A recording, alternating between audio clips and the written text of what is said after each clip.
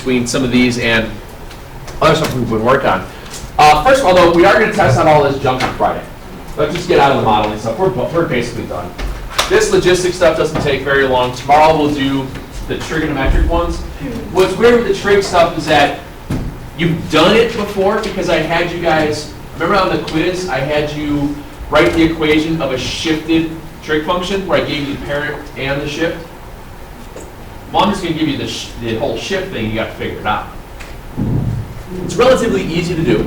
And then there'll be some trig models like we've been doing with tables that you'll be able to figure out if it is sinusoidal or periodic to be able to see if it's one that if it's going to match a trig function. The idea between identifying all these different parts is where being able to look at your calculator, look at the curves, and figure out what is exactly happening within them. Now, when we're talking about these logistic growth ones, these curves will mirror what a cubic function might look like, how it comes up and turns and continues on. But logistic ones have a floor and they have a ceiling. Logistic growth functions are used to model real-life quantities that growth levels off because the rate of growth changes. This is common in biology. When you guys did bacteria growth, it takes off real quick, then it slows down. Same idea. Population boom. Population growth in certain areas. You remember they would say that there's a population boom in a certain area, then it levels out because it runs out of space for population to continue to grow. Same basic principle. It takes off to a real fast rate, then it tails itself out. So all of these curves look like this. You're right. So why is that the point? Because that's where it's changing from an increasing growth rate to a decreasing growth rate. That's what that happens there. So what happens here is that you're going to have two asymptotes. You have a ceiling asymptote, and you have a base asymptote, which is always going to be at y equals 0. None of these will going to become negative, because if you think of it in terms of population, can you ever have negative population? No. No. But it's still going to go to 0, right? There's ways. These graphs are always going to be increasing, going from left to right, and they're going to be, like I said, they're going to be bounded between those two asymptotes. We're going to find the asymptote, the ceiling asymptote. It's kind of ironic they call it C, y equals C. We're going to find that point of maximum growth, which is basically called a point of inflection. It's basically where it's changing direction. And we're also going to find the y-intercept. Now, you're going to freak out when you see what these functions look like because they're ugly. But if you peel back a little bit on there, they're really easy to work with. Okay? What's that? It's really easy to work with.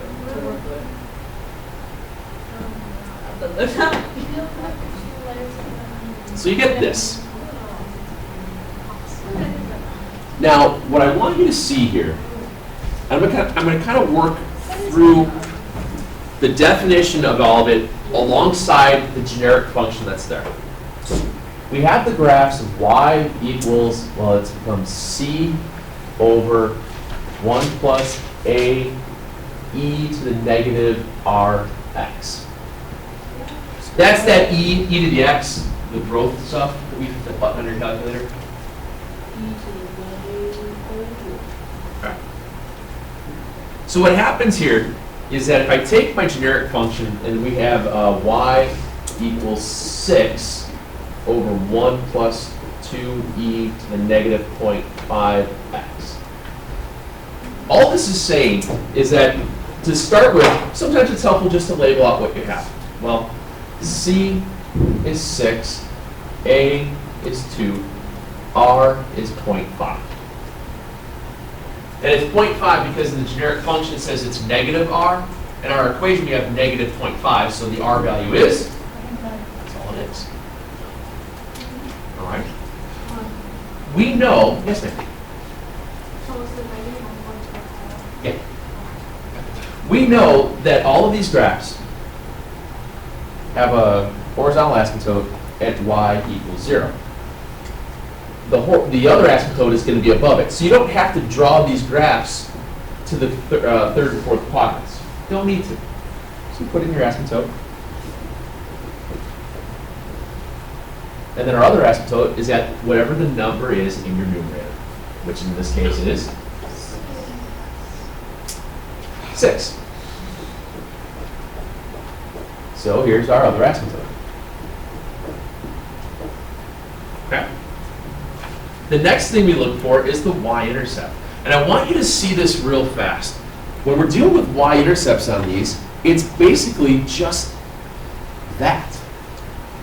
Your y-intercept is that fraction, 6 over 1 plus 2.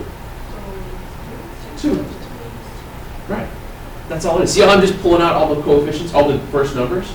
Each one of these growth models looks like that. Your y-intercept is when you pull all those things together. So your y-intercept here is at 2. So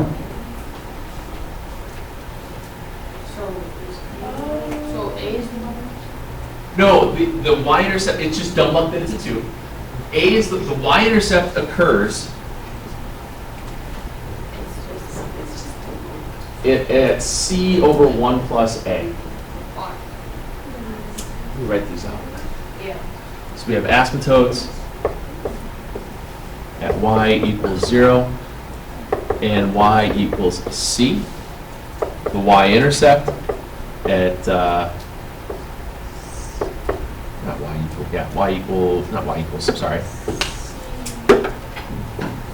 at C over 1 plus A. And then the weird one, the only other point you have to find is that maximum growth rate. The maximum growth rate is where it's changing direction in the curve. So the max rate is at the ordered pair of the natural log, and this is weird, of A over your R, comma, C over 2.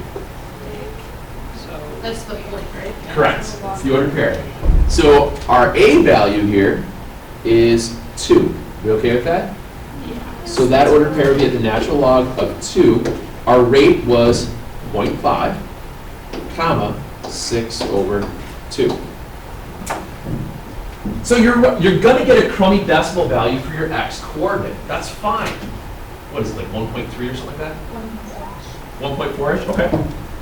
So at 1.4-ish, so here's 1, here's 2. 1.4-ish, comma, 3. And there's your max growth rate. And all of these curves do this. Whoop. That's it.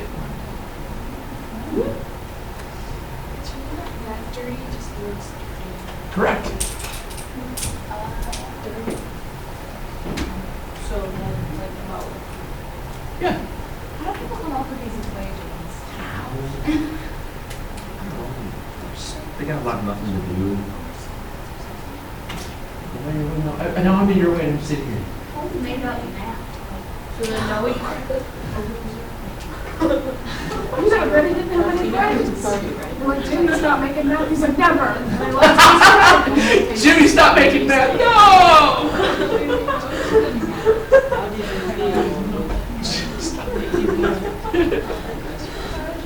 There you go, Allie just said. I know.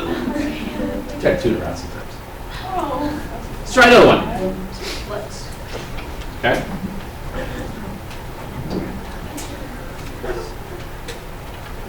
Once you do 2 of these, these become very, very easy to work with.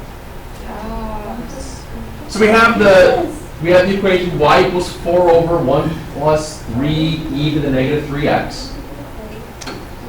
So C. Your c value is 4, so you have it at 1, 2, 3, 4.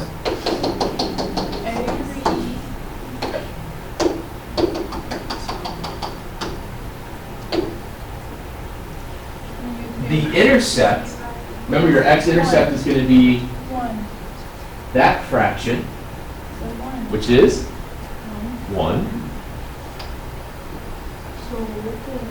and then, The last thing then is to get your ordered pair. The natural log of 3 over r, which is 3, comma, 4 over 2. Okay? 0.37, so here's 1, 0.37 and 2, and it does this. Wait, natural log 3 divided by 3 is 0.366. 0.37, wow. What is that, 7? What is that? You're done. Wow, that's cool. I feel weird. Why? I don't know, nothing seems...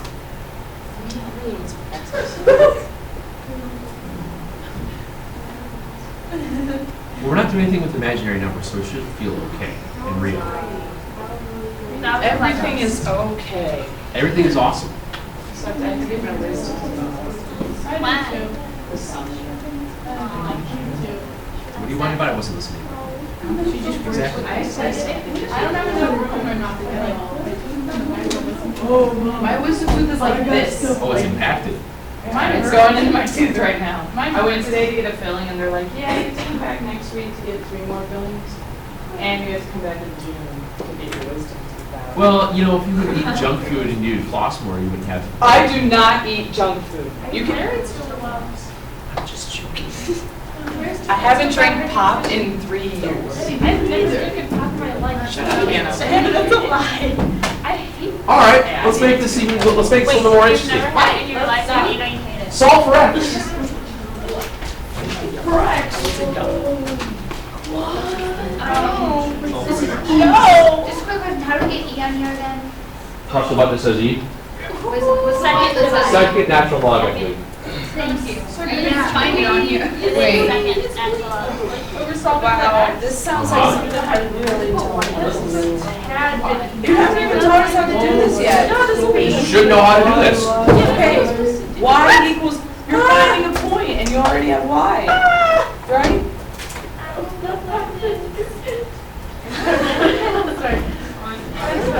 Last time I checked, when you have to solve an equation, you work backwards in the order of operations, right? Yes. PEMDAS. Kidding. Sally, You have to subtraction, there's none. Sad. Sad. Sad. You deal with that I'm a extra. sad best. How do we help you? Sad map. I don't get that sad. Yeah, you're right. You're right. Whoa. Isn't that fraction equal fraction? Yeah. But then you won't. Which means, Cross the button. okay? Oh my God. Now, let me ask you this. Does the 1 have anything to do with the problem? No. So basically, you're going to exchange those on the diagonal.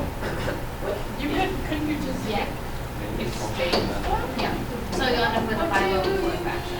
Oh. Wait, no, I didn't. I just didn't extra step. Wait, you can't. What did you? What? Wait, what did you do? Yeah, you're just skipping one. Oh, I see. I don't So know. equals 50. You'll get 50 equals 40 times that, and then you divide by 40. Yeah. Now- Now, at this point, what can I do with the 50 over 40? 5/4. Okay? Did it too. Now what? Subtract the 1. Okay? What's 5/4 minus 1? 1/4. Okay, is everybody all right if I just write it as 0.25? I guess that's Right. Well, in this case, since we're using a calculator here in a minute, it's going to be quicker to type 0.25. That's all, the only reason why I'm doing Divide that. by 10, you're just Now what? divide by 10. 0.02, which is 1. E to the -3. How do you undo? You root it. You don't need it. Probably not. I don't know. Natural log conversion. You genius. So the natural log of, wait, it should be 0.025. Oh, I just didn't simplify it. It's okay. If you want to go 0.025, that's One fine. above it. Oh, wait, I see. You're saying. Why did I get a negative number? I just didn't simplify it, that's all. It is a. Because I can type it in my But so you calculator. do the natural log, and then you just get the -3.7. Yeah, Okay, then how do you get rid of the -3? Divide. So what was the big deal here, guys? Well, we just didn't know how to start the problem. Well, you wrote it down. That's a start. You're right. -3. Good thinking. Math is hard. I know. Can you say that? That. Loophole. Divided by negative 3. 1.229626485. So to get rid of the E, we just do the natural log of it. All right, do that one. Easy. You know what? I know what's up now. Oh, don't do it. What's that? 10 over 9 equals When I take this picture of it, look, I just don't resize it. So 1 9. negative 1 9. Whoa, how do you think? What about it? I think I'm dyslexic. So 1 What did you say? divided by 2. That's a weird fraction. You are recording, I can hear you.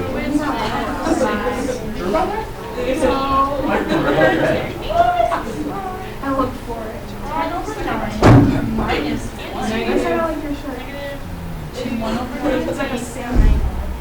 Whoa, wait. I really hate when people do that. Salmon isn't a color. No, it's not salmon. Salmon is a letter. Salmon is a fish. I'm sorry, I'm really angry at these things. Salmon's like. Okay, I know. The basis. I know it is a place not big, but I It was a really good performance. Wow. Wait, did you perform or like what was the second? Look at like first thing. That sounds so weird. I'm so sorry. Now you're gonna In the group, we had auditions to have the next 18 perform. Where you got to go? I believe that's what you get up, wind up being. I got. Yeah. I got one. Yeah. 118. Oh. I got The 0.7. natural log of 118. Or Right, should be natural log of 118, that's right. Because this is Yeah. 1/9 over 2 is 1/18, so we have. Divided by negative 4. Oh, I thought you were saying 118, like 118. I was like,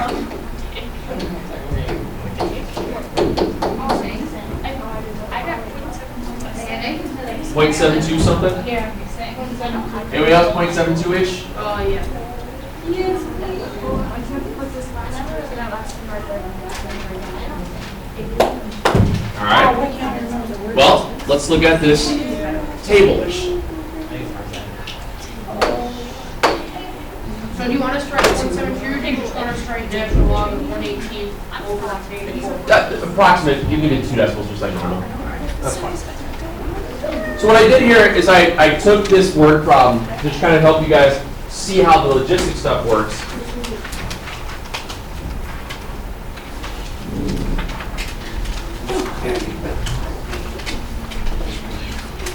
Would you sense? Okay, we'll go. What I wanted to do here is give you guys the word problem so you didn't have to try to write it all out, and the table. And I hole punched it for those of you with the 3-ring binder, it actually works. I lost one. Thanks for I gave up on 3-ring binders. You can see, look at all the papers I have in this folder. So, like I said, a lot of times logistic growth problems deal in terms of population. Because you run out of places to put people. What, Aurora, Colorado? Never heard of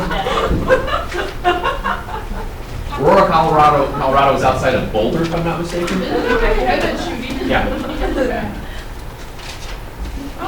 So they're starting the table up. It says years after 1950, 0, 20, 30, and so on. So year 0 is equivalent to what year? 50.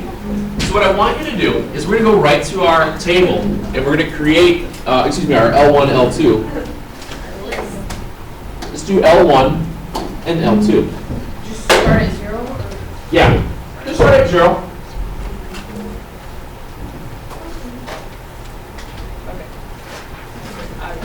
And we're going to create the list of what, or we're going to create the model of what it looks like. Once we that goes to 53. Wait, is that a point or 2? Those are commas. It's 11,421, 74,974. No, there's 11.421. Well, people have asked, so sometimes it says it's in thousands. So 11.4 thousand people, 74.9 thousand people, it couldn't be that. No, it's a comma. Okay. It looks like a comma. No, on the bottom, or yeah, on the bottom.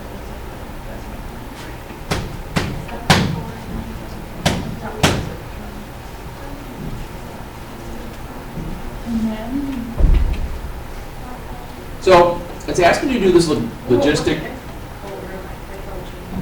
I think I have them in. When you go to your stat plot, you're going to turn on your stat plot for L1, L2, and then hit your graph. Window. Change our window here. I can't remember what I had mine set at. Mine was 10,000. 0 to 60, 10,000 to 300,000. It doesn't show up as cleanly as I wanted to. When you're in your stat plot, make sure you highlight the one with the line in it, the second one. I think it's easier to see. Oh, yes. Okay.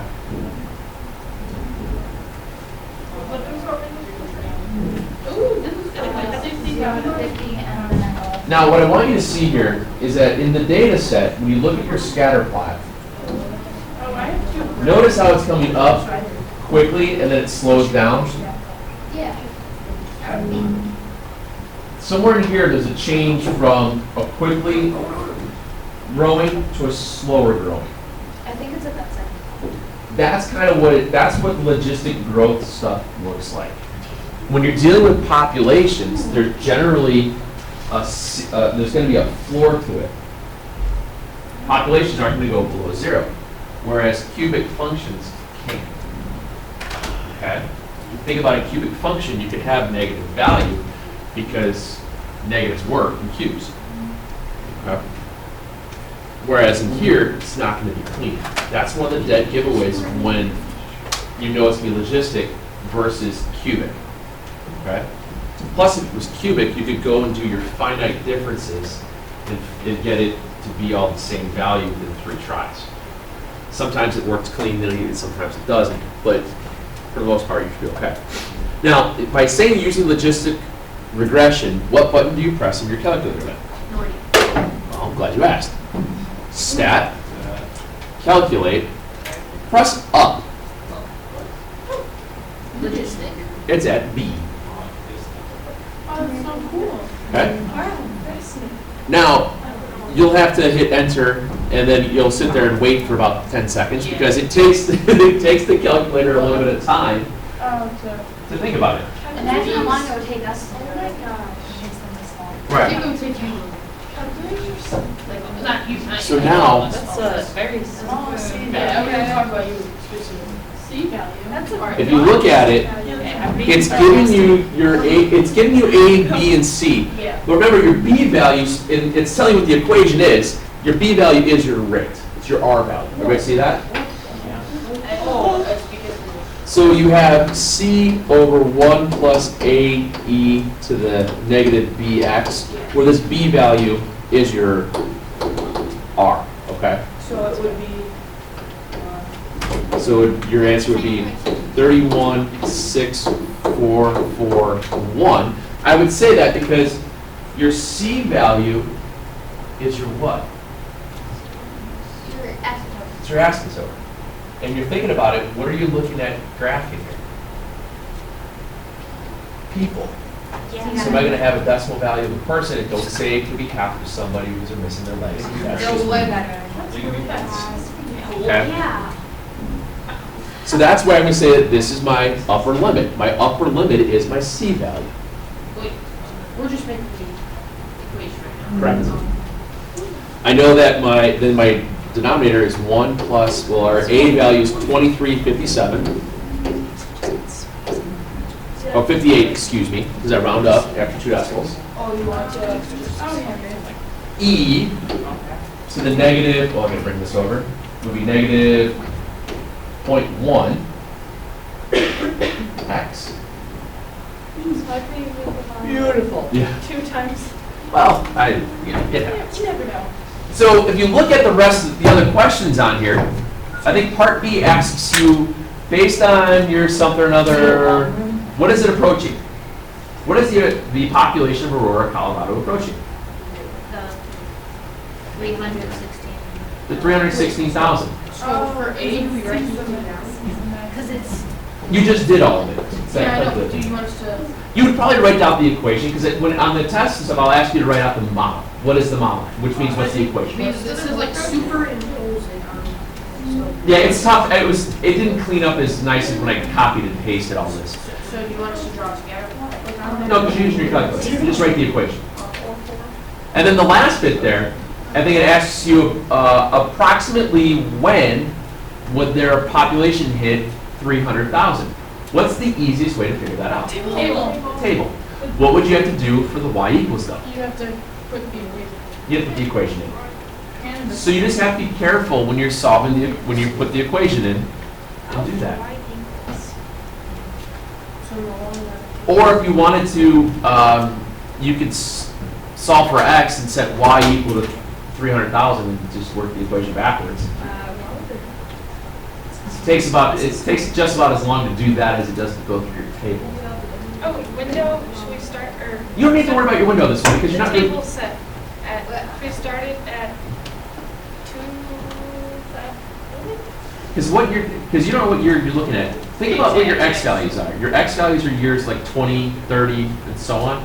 So start your table set at 50, because then you know you're going to be at your table, because it should be at 50. We already had values at something. 90, 27, 7,000. I should have put this equation in. it's gonna be about 60 It's years. so crazy how every day you manage to leave Because I know it just the says same 61 amount is of my time. first exceeds it, but I mean, on our chart, it I don't says know, that it 52 was years like is 29,000 people, crazy. but it actually, back it says like usually 283,000. So it's It like goes as a long little usually. behind. Well, no, usually he never finishes later than like his usual usually. Or maybe. If he finishes at a different time period. So if I'm back at my table, then All right, but Mr. I'm looking for something to be. Brown. Yeah, you're looking at. It's also We knew it's got to be after the year 53. So in here, I would go to my second window where the table set is, and instead of starting at 0, I'm going to start at 53, just to make it easier. And then just scroll through. Between 60s. So like. So So like a couple years.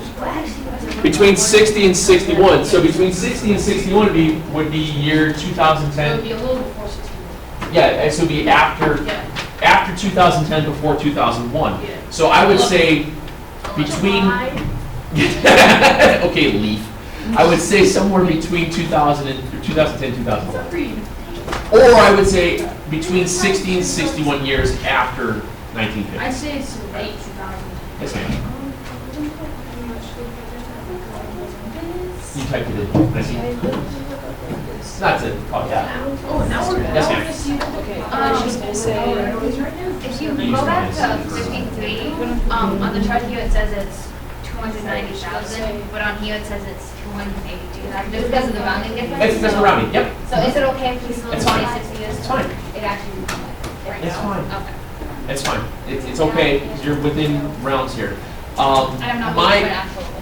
No, my calculator would actually take all those digits and import them, But we don't have that. but you don't have that, so it's not a big deal. So you're dealing with some rounding. Sorry. Okay. It was like one. Questions? No. All right, we use some of these to work on. Sounds like it's fine. What if that and every year is like, you know how college have banquets? Each class has banquets. That would not be fun. You know, like, what the heck, this would be the best banquet. But we could have like most improved, most team-worthy. Mr. Murphy. Yeah. Or Aurora, Colorado hit a growth spurt. They're at 345,000. Oh, they are now? Yeah, you should have peaked at 360. Well, this was from what year? Actually, since I don't know. Are we like learning on last day's score? Oh, Well, we have finals. On the last day of school. They are? I don't remember that. On the last day, it'll be like a full day. You're always dropping that.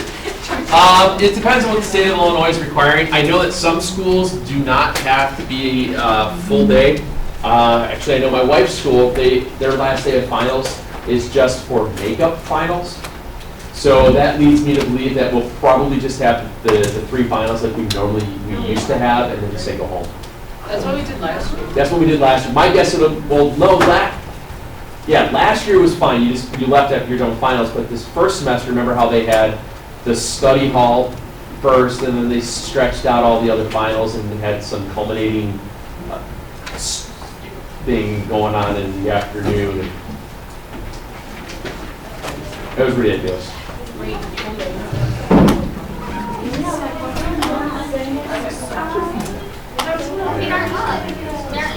You're hooked.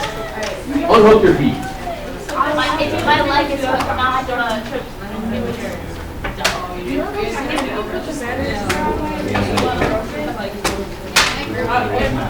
And so I